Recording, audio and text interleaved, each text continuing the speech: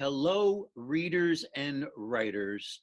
I am Professor Grandpa Tonio, the book guy and the writing guy. And today I have the pleasure of introducing you to Ms. Ellwyn Autumn, an award-winning author of picture books, middle grade novels, and young adult fiction. All of her books feature characters who find themselves navigating problems that challenge their courage and their survival. Welcome, Ellwyn Autumn. I'm delighted to be talking with you today about your life as a writer and your mission, which will come up later. Thank you for taking the time to meet with me, Ellwyn. Oh, thank you so much, Anthony, and thank you for having me. Well, I'm so glad you're here. About her love of writing, Ellwyn has written that she discovered her passion for writing in second grade when she had to write a book report for school. She was so excited to write the report until her mother told her that she had to write about someone else's book and not her own story. Ellwyn became indignant and decided that once she finished the book report, she would most certainly write her own original story. And she has been writing ever since. And aren't we fortunate that she has been writing ever since? Fortunate for Kris Kringle's Cops, her intriguing story, which, by the way, is a reader's favorite book award finalist, about Patty Pringle and an unusual elf named Agent 1225, two unforgettable characters who join forces and set off on a mission to deliver toys to all the children who ask for them, given that it's too late for Santa to carry out the task. We're also fortunate to have Ellwyn's Kamala Chung picture book series, where you'll find a biracial Kamala dealing with problems that kids so often endure, for better or worse. In Kamala Chung and the Creepy Crawlies, I love that title, it's Kamala's fears that keep readers wondering if she'll ever conquer the Crawlies' threats. And Kamala Chung and the Classroom Bully, a Mom's Choice Gold Award. It's the title that clues readers to Kamala's conflict with the nasty bully, Nikita. How does Kamala cope, and what eventually surprises her and us about the bully? Ellwyn has also authored Captain Hook, Villain or Victim, a novel that follows the exploits of a gifted journalist who's determined to expose Pirate Hook's version of what happened to Peter Pan, of all people. Expect adventure, suspense, and lots of surprises at the turn of every page as the journalist learns truths about Hook he never expected, along with us. At the beginning of this interview, I mentioned Ellwyn's mission. She is passionately involved in a campaign to make folks aware of the harmful consequences of bullies and their bullying tactics.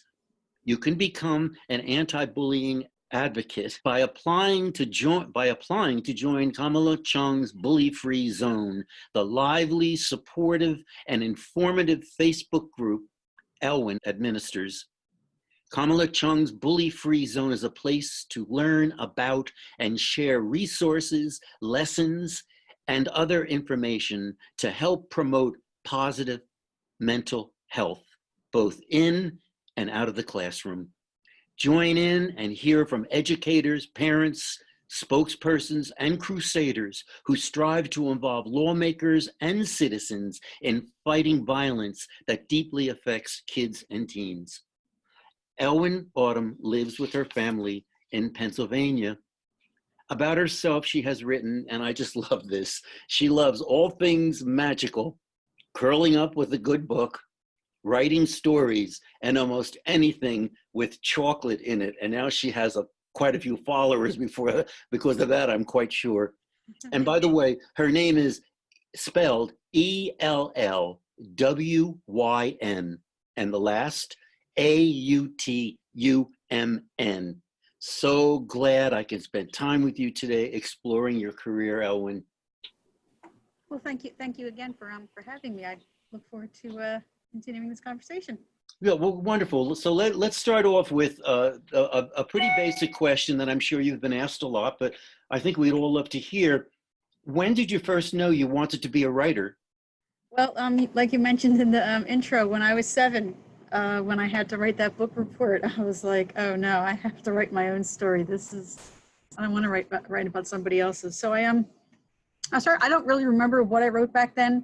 The first story I do remember writing was in 4th grade, where the teacher gave us a writing prompt.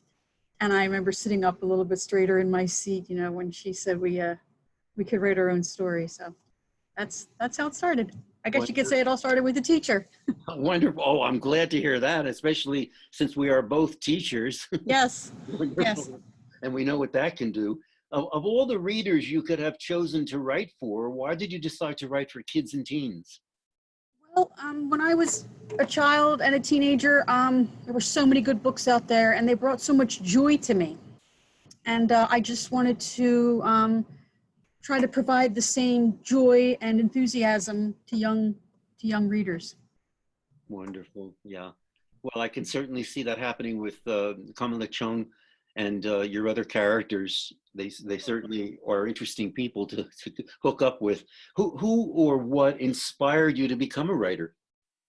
There isn't really any one thing that inspired me. I guess just life. It's just I felt like there's always this like motor in me that just makes me want to write. Like I can't really tell you exactly where it came from. It's just always been a part of me, like creating, storytelling. Because even before I was writing, play, when I would play with my dolls and my friends, it was still a form of storytelling to me.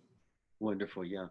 Yeah. I think sometimes it's a little bit of a mystery where it all comes from. It's just, it's an urge or something. I Yeah, don't, really. it's like another limb. Yeah.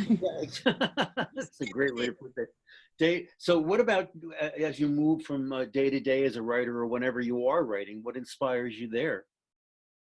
Music, Oh, reading good books, sometimes just watching some of my favorite movies, sometimes things in the news.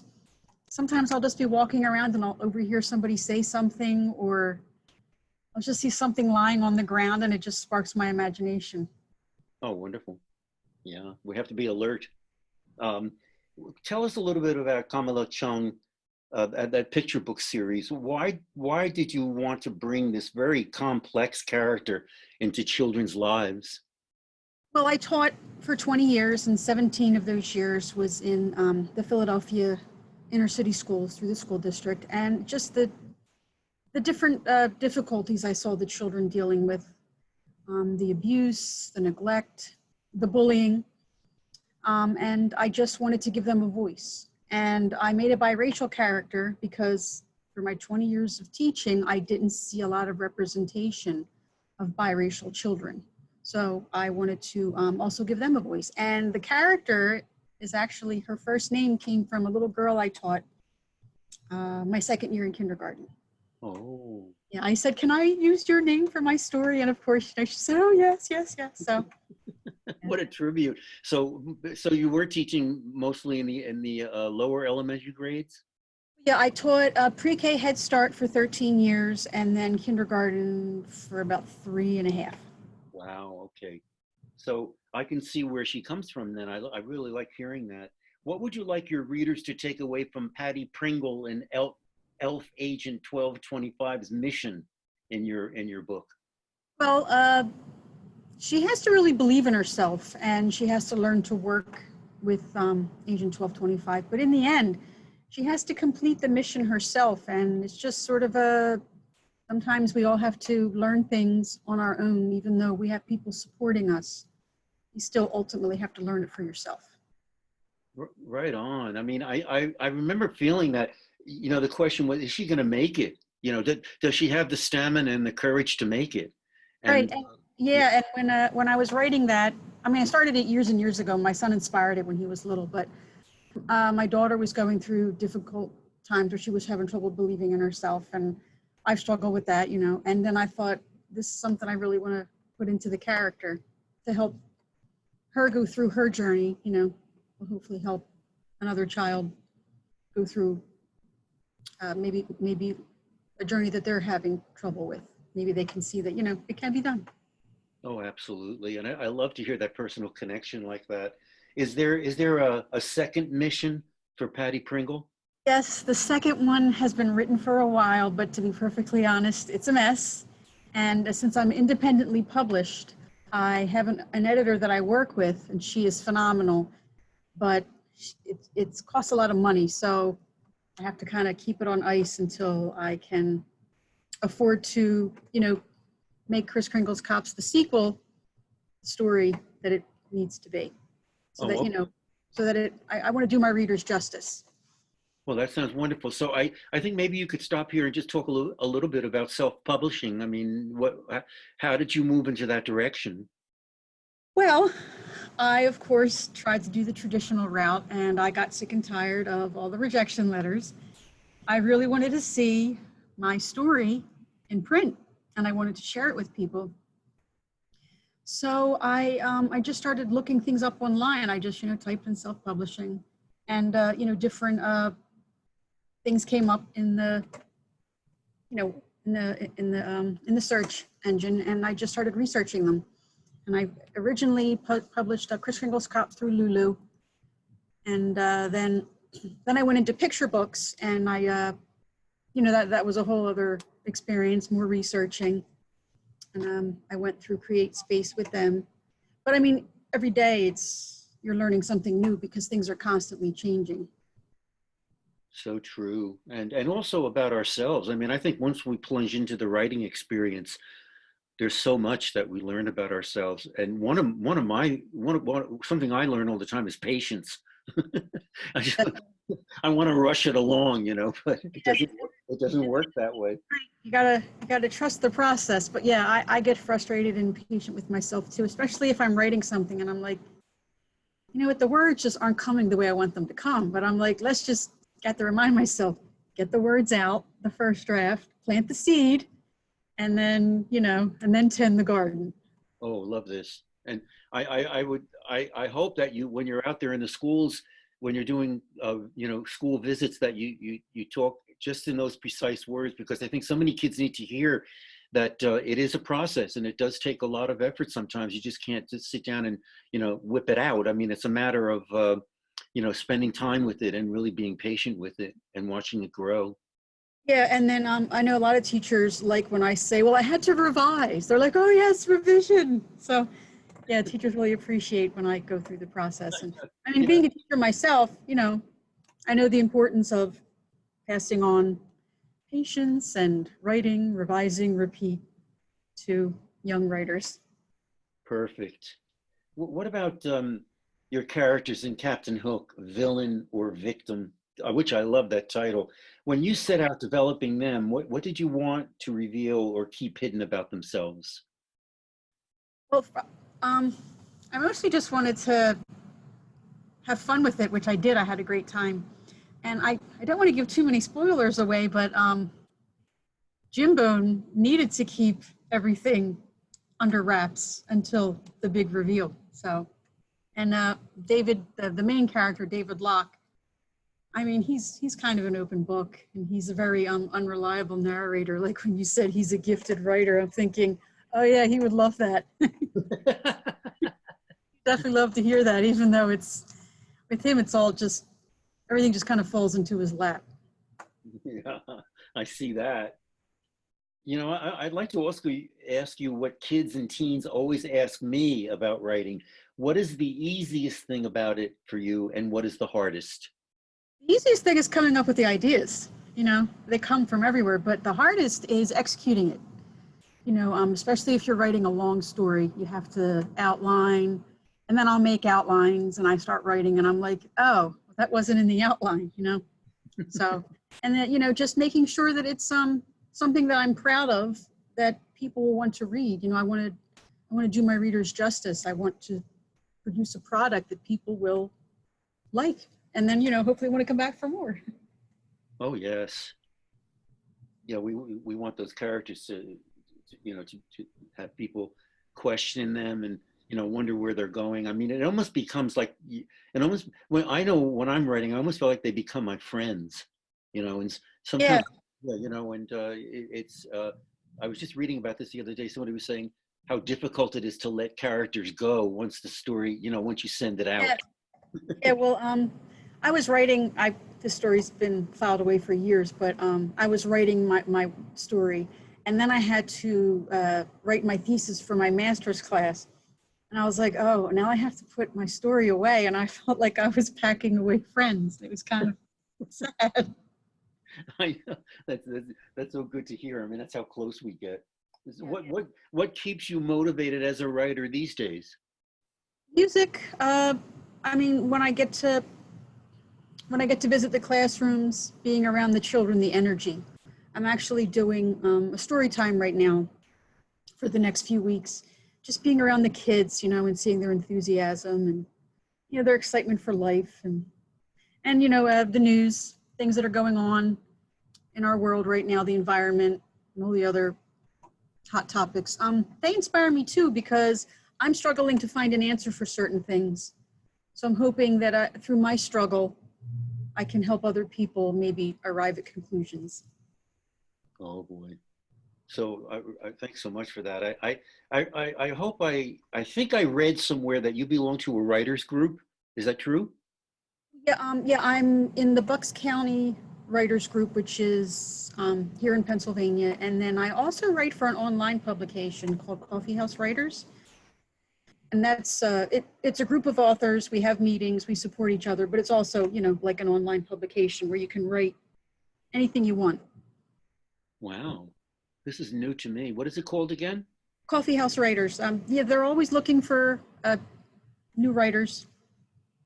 I'll have to look into that. Is that .com? Yes, it's Wonderful. sort of an internship. You don't get paid, but there's tons of experience. And a lot of people who have written for the online publication have gone on to get really good jobs. And I just started a new position in the advertising team. I'm helping to make the YouTube videos. I actually have to do a video for a love poem. I was actually looking up pictures before we started our interview. Oh, and so you'll animate this then. There is a poem already?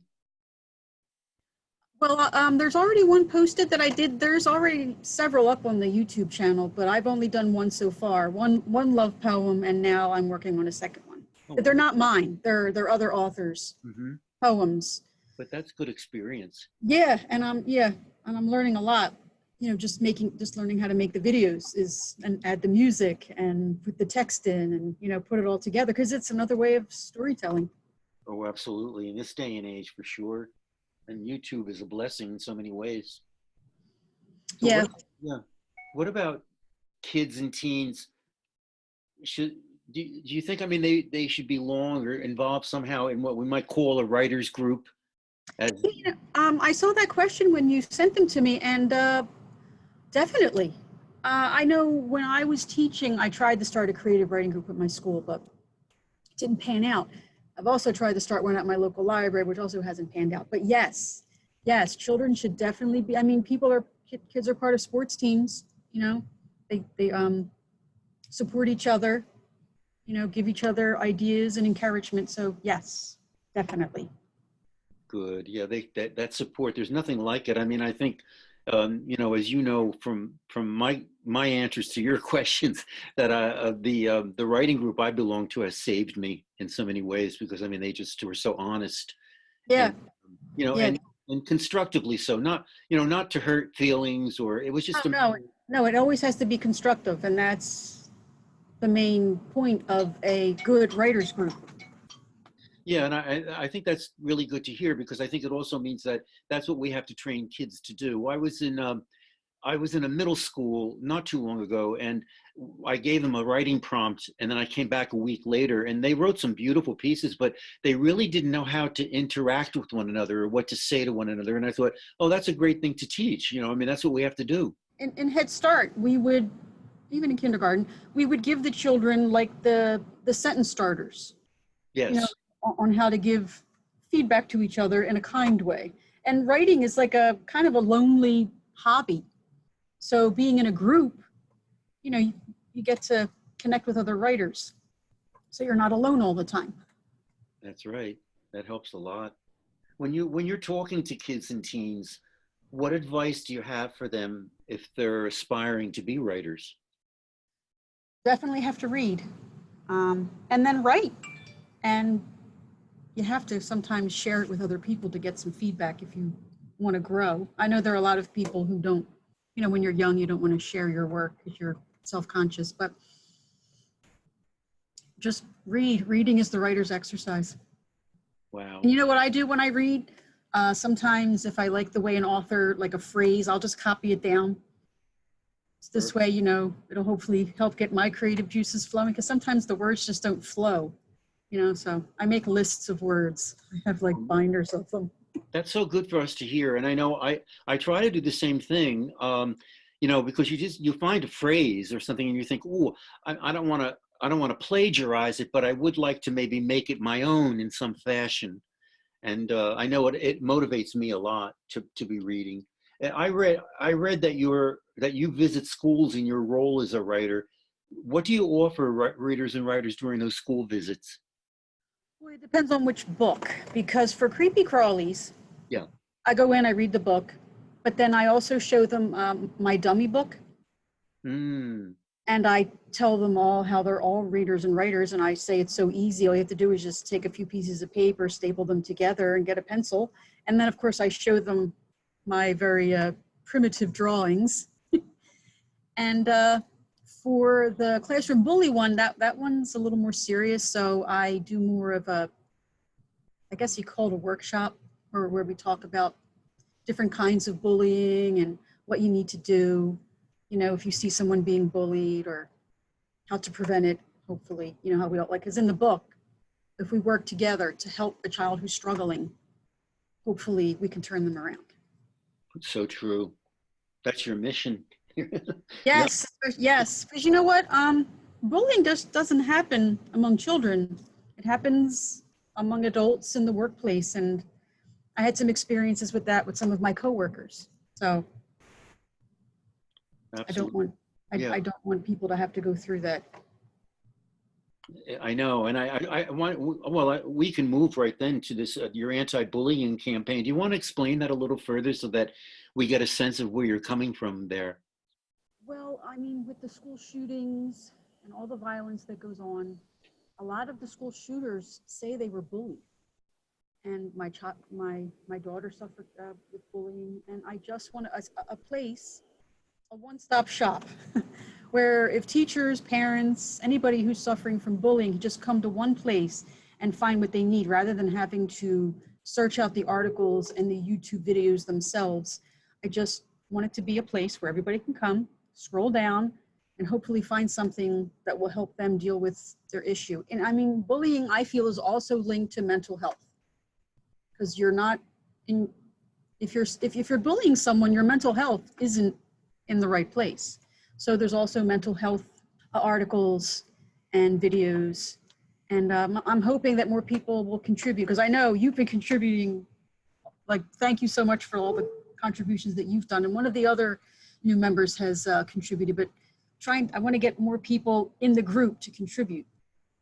Well, I think that's so important. I think one of the things that you taught me was that it's far reaching. In other words, sometimes just like going to your site, which is Kamala Chung's Bully Free Zone. That's the Facebook group. When I go there, it's very encouraging and very inspiring to see the articles that you're posting, etc. And then I think to myself, well, maybe this book that I have that I'm exploring on Facebook, a book for kids or teens, is not necessarily about bullying, but it could be related to something like, how do you care for another person? How do you make friends, and that type of thing. And so you've inspired me to do that and not feel shy about it. Oh, well, I'm glad. And thanks again for participating. Yeah, well, we all have to work together. It takes a village. It's so true. We do have to work together. And I feel as educators, we both understand what that means, because education is such a collaborative effort when you're, when you're out there working with other teachers. Well, you say, this is kind of like a quote. I said, how do you encourage teachers, parents, counselors, victims, and advocates to take the pledge in Kamala Chung's Bully Free Zone? You know what? I saw that question too when you sent me the questions, and you know, it never occurred to me to ask adults to take the pledge. When I designed it, it was for teachers to use or parents to use for their children. And so now I'm thinking, oh my gosh, I have to rethink this. But like for children, it would be, you know, reading a book about bullying and having a discussion on it and taking the pledge to hopefully, you know, help out other classmates. But it's just as important for adults to take the pledge. So now you've given me something to think about. So I'll have to come back for another interview and tell you how I get it. I would love that eventually. I know in my life, also, you know, when I look around and I see adults bullying, you know, and we see that in so many different levels these days, and I'm sure we don't want to get into the whole dynamic of that, but I know, I mean, I think that there are adults who could very well take the pledge and make themselves more conscious of the ramifications of bullying, but also the range of bullying. Yeah, well, I mean, people, and you know what else really gets to me? It's social media and texting. Like, there's no face. So if you're angry with someone, you can just text or type whatever you want, and you're not going to see the reaction. Yes. And that's another thing we have to take into account, because yeah. I lost a really close friend, and the things that she was texting me was unbelievable. And I'm like, this is because she's not looking at me face to face. It takes away the responsibility of the person who's sending the text or typing whatever it is. There's no accountability. That's so true. And thanks for reminding me about that, because I spend a lot of time on Facebook these days, because I'm book marketing in a sense for the book that's coming out. And you know, and sometimes I want to get angry with people when I find myself, when they don't agree with me or something politically, right, or whatever. And I just really have to stop and take a breath and just say to myself, that's bullying. Yeah, and you know what, and it's just that no one's listening. Everybody wants to convince the other person that their own views are right, and that's not a healthy conversation. I should say, Nana, that's so true. Thanks for reminding me. Sure. I want to talk to you a little bit about, are you working, do you have projects that you're undertaking right now these days? Yes, for Coffeehouse Writers, I'm writing a story called The Enchanted Press, and it's about a main character. He's a faun. His name is Mr. Shirley Timms, and he's going around the kingdom interviewing fairy tale characters who've been victims of crime. Like the three bears suffered a home invasion, you know, like stuff. So I'm like taking the fairy tales and turning, I guess it's what did you call it? Not retold fairy tales. Reimagined. Reimagined, yes. Reimagined. Yeah, oh, that sounds wonderful. It's right up my alley.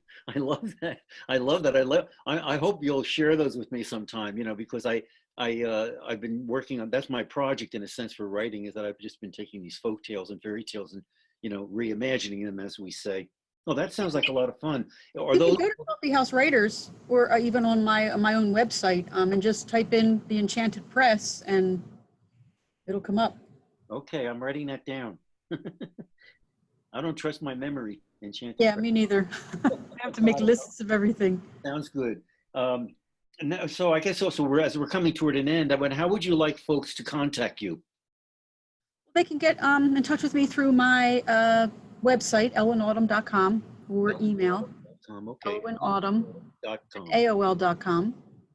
AOL, okay. And then I'm on Instagram, Facebook. My handle is @ellwynautumn. I'm on Twitter, Pinterest, just Ellwyn Autumn, or Ellwyn Autumn, MED.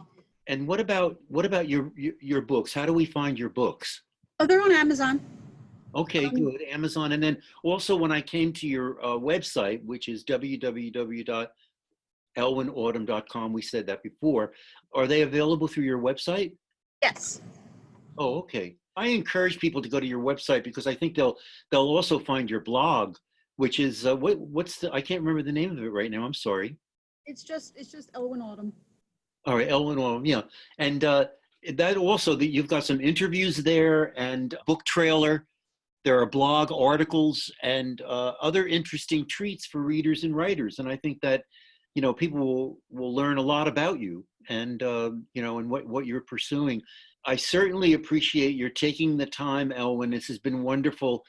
We spoke for about 35 minutes, and I think that how rich I feel. Thank you so much for sharing so much of yourself and your work. And, I hope that as you progress along with your writing, that we can interview each other again sometime soon.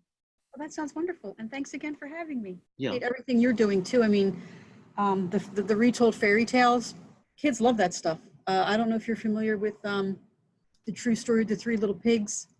Oh yeah. Yeah, kids love all that stuff, and it makes it really rich. Like if you're teaching thematically, those retold fairy tales or reimagined fairy tales just make a richer, make for richer talking points. Well, yeah, and I think that the joy of it for me was, because I mentioned to you in my own interview that I had spent time in Greece, and among the Greek people, storytelling is so rich still. When you go to a restaurant, people will start telling stories to one another. And so it just inspired me to say how important those stories are because of the values, because of the conflicts, etc. So it's been a real joy. And I'll look forward to see what you're doing with reimagined fairy tales. That's wonderful. And you have a wonderful day, and let's stay in touch. Okay, yes, thank you. Thank you, Ellen. Bye-bye. Bye-bye.